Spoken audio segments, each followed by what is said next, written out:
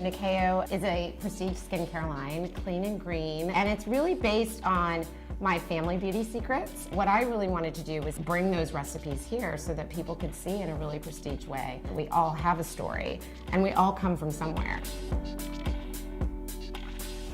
So I heard the line is actually inspired by Kenya, right? Your family is actually from Yeah, so Kenya. that is at the heart of my inspiration, and that's why I talk about family beauty secrets. I'm a first-generation American of Kenyan descent, and when I was a little girl, my parents took me to Kenya when I was 8 years old, where I met my grandmother Nyakio, who was a coffee farmer, and so she really did teach me my very first beauty secret on her farm.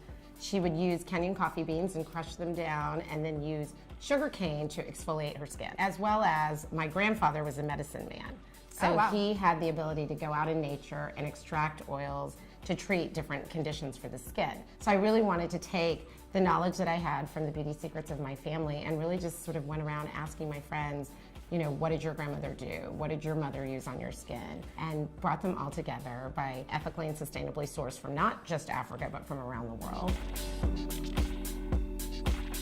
You're an entrepreneur. You started a beauty brand. Were you always working in beauty or? No, I actually started out, I was born in New York, grew up in Oklahoma, I moved to Los Angeles. I was really excited to get involved in the entertainment industry. So I started out working in entertainment. I was an assistant at big agencies and sort of worked my way up the Hollywood ladder. But what I quickly found was that my favorite part of the industry wasn't actually reading scripts and finding actors jobs, it was the beauty and fashion aspect. So like when they're getting their makeup and yes, skincare done, I wanted like to be that at part photo of it? shoots. I wanted to be part of their campaigns if they were doing beauty campaigns. And what I really wanted to do was take, you know, the knowledge that I had from these really special experiences that I had with my grandparents that really bonded and connected us, and make a few products. And I started Nyakio Beauty out of my apartment.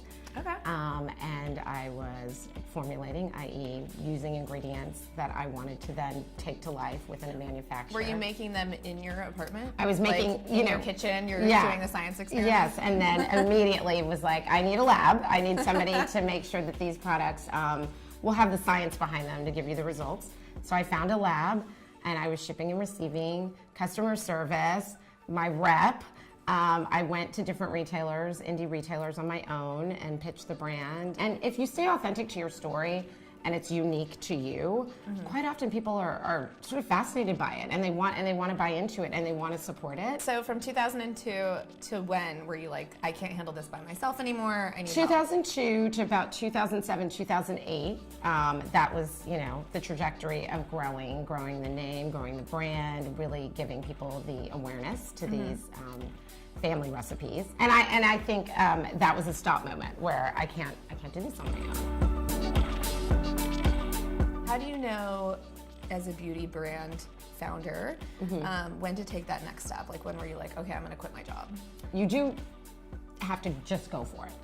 Because if you don't just go for it, quite often those opportunities can pass you by.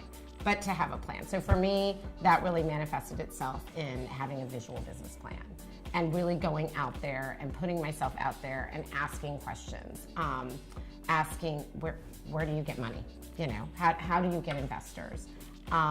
Having something that you can present if you are going the friends and family route, that they're going to take you seriously. For every 100 no's that you're going to get probably 5 maybes, and it just takes 1 yes.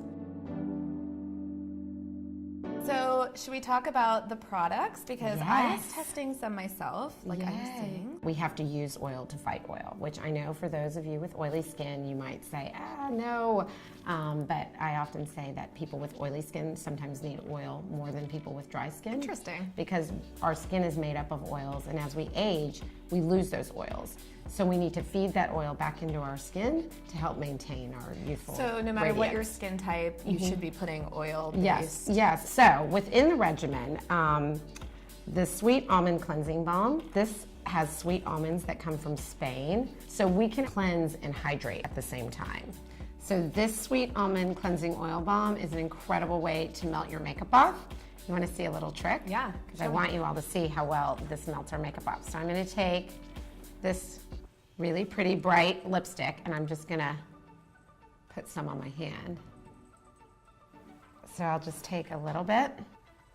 So you see, add it to dry skin. Do you see how it's lifting the lipstick Wow. off my hand? And then, do I have a wipe? Ooh, voila. Then, as you can see, look, makeup all gone. And voila, clean face. And then you talked about the Kenyan coffee face polish. So this has Kenyan coffee beans in it. Kenyan coffee beans have a citrus note. So basically you just apply it to your skin and you work with it gently. So this Kenyan coffee, which is packed with antioxidants, will help to lift the skin, help your skin to look radiant and glowing. Yeah. But my very favorite product in the line is our Maracuja and Yangu face oil. So the Maracuja is a soothing oil. So this is really great to soothe and calm dry, irritated skin. But the great thing, and I call this our sort of unicorn party trick of our Maracuja oil, is that it's green.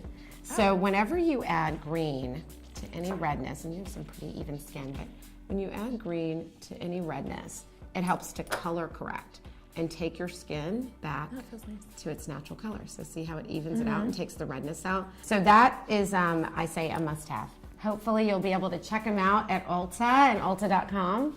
Yeah, so you guys can also check Influenster. There's thousands of reviews.